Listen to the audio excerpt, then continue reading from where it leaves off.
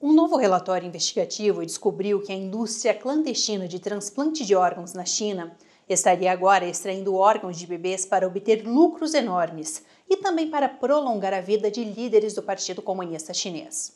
O relatório foi divulgado pela Organização Mundial para Investigar a Perseguição ao Falun Gong, que é uma instituição sem fins lucrativos que há vários anos já tem investigado e exposto essa questão da extração forçada de órgãos, ou seja, a retirada dos órgãos de uma pessoa sem o seu consentimento.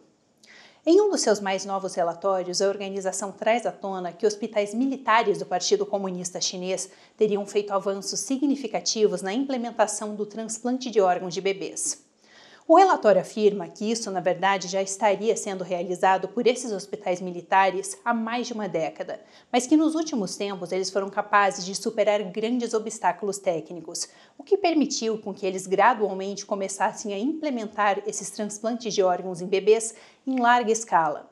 O relatório afirma o seguinte, abro aspas: devido ao tamanho extremamente pequeno dos órgãos infantis e de seus vasos sanguíneos delicados, as cirurgias eram altamente difíceis e apresentavam um risco significativo de trombose, levando a uma alta taxa de insucesso nos estágios iniciais. No entanto, nos últimos anos, essa tecnologia passou por avanços críticos, levando o sistema médico militar a voltar o seu foco para órgãos infantis. Fecho aspas. Antes de eu seguir com vocês, se você está gostando do vídeo, já lembre-se de deixar aqui a sua curtida e também de se inscrever aqui no canal. Voltando agora para a questão do relatório, o transplante de órgãos em bebês estaria recebendo grande atenção dos hospitais por conta das suas vantagens, como, por exemplo, uma compatibilidade mais fácil de tecidos, uma qualidade superior dos órgãos e a capacidade desses órgãos de crescer e se desenvolver naturalmente com o receptor. Recentemente, o médico de um hospital de alto escalão na província de Sichuan, que fica ali no sul da China, chegou a elogiar abertamente os benefícios do uso de órgãos infantis no corpo de adultos. Eu quero conferir com vocês um trecho desse vídeo. 婴儿共生它本身这种肾脏其实质量是非常好的，因为有几个方面。第一个呢，它这种耐缺血时间的那种能力比成年人的共生要好得多。第二个呢，这种肾脏它有一个非常大的一个再生能力。 就是如果说它移植给了一个受体之后，它会在很短的时间内，这个肾脏会迅速的长大。一般我们自己的研究数据呢，大概就是6到9个月，它就会长到一个接近成人的大小。 O conceito de transplante de órgãos em bebês ou em crianças não é algo novo, já que os pacientes mais jovens, normalmente eles precisam receber transplantes de órgãos que tenham um tamanho menor. Mas nos últimos tempos, os órgãos de crianças ou de bebês na China, eles estão sendo utilizados também para realizar transplantes em adultos. E a investigação feita por essa instituição, ela destaca 3 questões bem preocupantes, que são as seguintes. A primeira delas é que mulheres dentro da China estariam sendo sequestradas ou compradas para serem forçadas a ter várias gestações, para que então esses bebês pudessem ser utilizados para os transplantes. O relatório diz ter suspeitas de que entre as mulheres utilizadas neste procedimento estariam praticantes de uma disciplina espiritual conhecida como Falun Gong. O segundo ponto é que através da inseminação artificial, muitos desses bebês estariam sendo produzidos utilizando o material genético de homens que iriam receber esses órgãos. Isso ajudaria a garantir que os tecidos dos órgãos dos bebês seriam compatíveis com o receptor do órgão. Agora, por último, essa investigação também revelou que para acelerar o fornecimento de órgãos, muitos bebês eles são forçados a nascer prematuramente. O questionamento que tem sido feito quanto ao uso de órgãos de bebês prematuros é o seguinte: como eles conseguiram concluir o processo de compatibilidade entre doador e receptor, obter o consentimento dos pais e ainda garantir a aprovação do Conselho de Ética em um prazo tão curto? Agora, esse assunto, na verdade, já vinha chamando a atenção nos últimos tempos por conta do aumento nos casos de transplantes de órgãos infantis que a China tem realizado. Isso apesar de o país estar enfrentando atualmente uma queda na taxa de natalidade. Para termos uma ideia do aumento desses casos de transplante infantil, eu quero ver com vocês o caso do Hospital Hengdi, que fica ali em Xangai. De acordo com a mídia estatal The Paper, eles levaram 11 anos, isso foi entre 2006 e 2017, para chegar aos seus primeiros 1.000 transplantes de fígado realizados em crianças. Mas esses números eles começaram a acelerar nos últimos tempos, já que em apenas 2 anos, de 2017 a 2019, eles realizaram mais 1.000 operações. Ou seja, o período de tempo para completar 1.000 transplantes diminuiu mais de 5 vezes. Agora, até 2022, somente este hospital realizou mais de 3.000 casos de transplantes de fígado em crianças. Para termos uma referência de comparação com outros países, nos Estados Unidos os médicos normalmente realizam de 500 a 600 operações de transplante de órgãos infantis por ano. Já na China, se nós pegarmos, por exemplo, somente a categoria de transplantes de fígado infantil, eles realizam cerca de 1.000 desses transplantes por ano. Ou seja, isso é 2 vezes mais transplantes do que todos os transplantes infantis que os Estados Unidos realizam por ano. Diante disso tudo, uma das principais perguntas que fica é a seguinte: o porquê tudo isso estaria sendo feito? De acordo com o relatório, o transplante de órgãos tornou-se um ramo de negócios muito lucrativo para os hospitais na China. O relatório também chega a destacar o envolvimento do regime chinês nessas práticas, dizendo o seguinte, abro aspas: o governo não apenas deixa de investigar, mas também tolera, e em alguns casos participa ativamente dessas atividades. Fecho aspas. Além disso, outra questão aqui é que esses transplantes de órgãos, eles estariam sendo utilizados para prolongar a vida da liderança chinesa. Em 2019, essa questão, na verdade, já estava sendo debatida.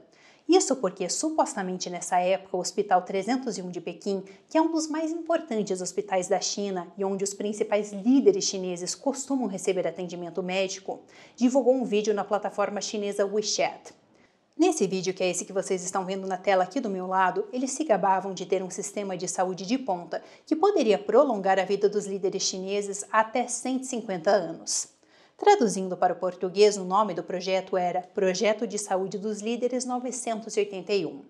O vídeo afirmava que os líderes chineses vivem em média até os 88 anos e que isso por si só já superaria o tempo de vida dos líderes ocidentais.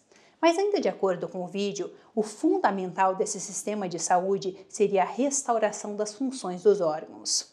O objetivo desse vídeo seria principalmente divulgar o hospital, mas na época uma grande parte da população chinesa ficou muito indignada com a publicação desse vídeo e por isso no dia seguinte eles bloquearam e retiraram o vídeo do ar. Só que acontece que nessa altura várias pessoas já haviam salvo o vídeo, por isso até hoje ele continua circulando nas redes sociais chinesas. Mas claro, ele é muito censurado pelo regime chinês.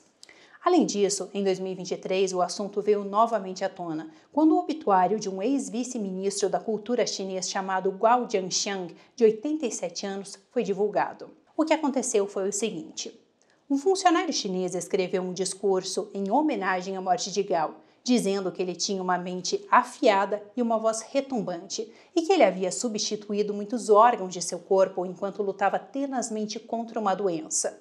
Ele também afirmou que Gao chegou ao ponto em que ele mesmo afirmava que muitos dos componentes de seu corpo não eram mais seus. Esse caso gerou bastante repercussão nas redes sociais chinesas quando ele veio à tona, e até hoje não se sabe a origem desses órgãos. Além disso, essa questão do transplante de órgãos ser utilizado na China para prolongar a vida de seus líderes também veio à tona 2 meses atrás, quando o líder chinês Xi Jinping e o líder russo Vladimir Putin foram flagrados por um microfone aberto. E assim, enquanto eles discutiam a possibilidade da vida eterna, eu quero relembrar esse vídeo com vocês.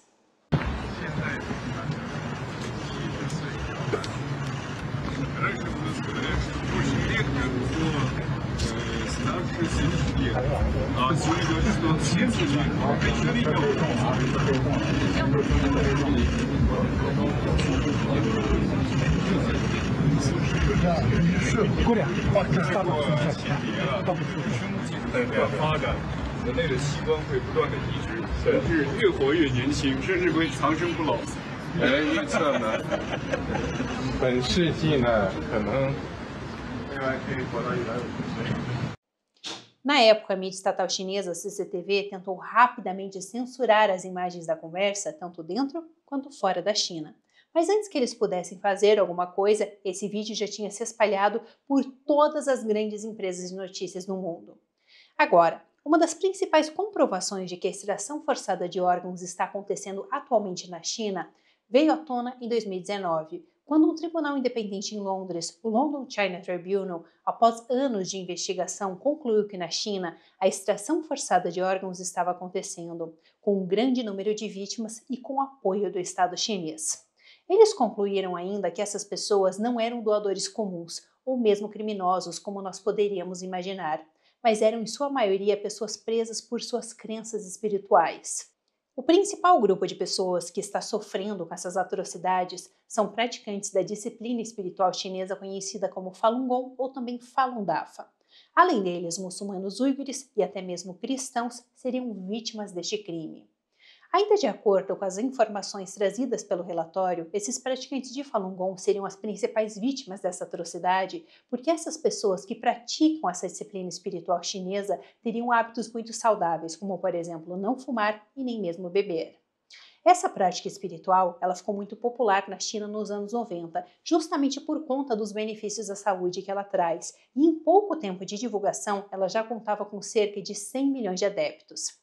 Mas em 1999, o Partido Comunista Chinês iniciou uma brutal perseguição contra essa disciplina, porque eles temiam justamente a popularidade da prática, que promovia valores morais de verdade, compaixão e tolerância, que são opostos aos valores promovidos pelo partido. Até hoje, os adeptos do Falun Gong são presos, torturados e mortos por conta da sua fé. Falando ainda sobre essa questão da extração forçada de órgãos, além desse Tribunal de Londres, o Parlamento Europeu e o Congresso dos Estados Unidos também já manifestaram preocupações sobre isso. Além disso, essas denúncias elas tomaram uma nova proporção no ano passado. Isso quando Chen Pengmin, que é a primeira pessoa a sobreviver a essa prática da extração forçada de órgãos e conseguir fugir da China, veio a público, contando em detalhes a sua história. Bom, isso é tudo por hoje no China em Foco. Eu sou Emanuele Coure, editora de China do jornal Epoch Times aqui no Brasil. Já deixe o seu comentário aqui no vídeo me contando o que você achou deste episódio. E se você quiser se aprofundar ainda mais neste assunto, eu vou deixar disponível aqui na descrição do vídeo todos os documentos que eu citei neste episódio. Além disso, eu vou deixar os links para outros episódios aqui no canal onde eu abordo este assunto, incluindo uma entrevista exclusiva que o Epoch Times realizou com um ex-médico militar chinês que presenciou essa atrocidade. Eu vou deixar tudo aqui na descrição. Muito obrigada por assistir e até uma próxima!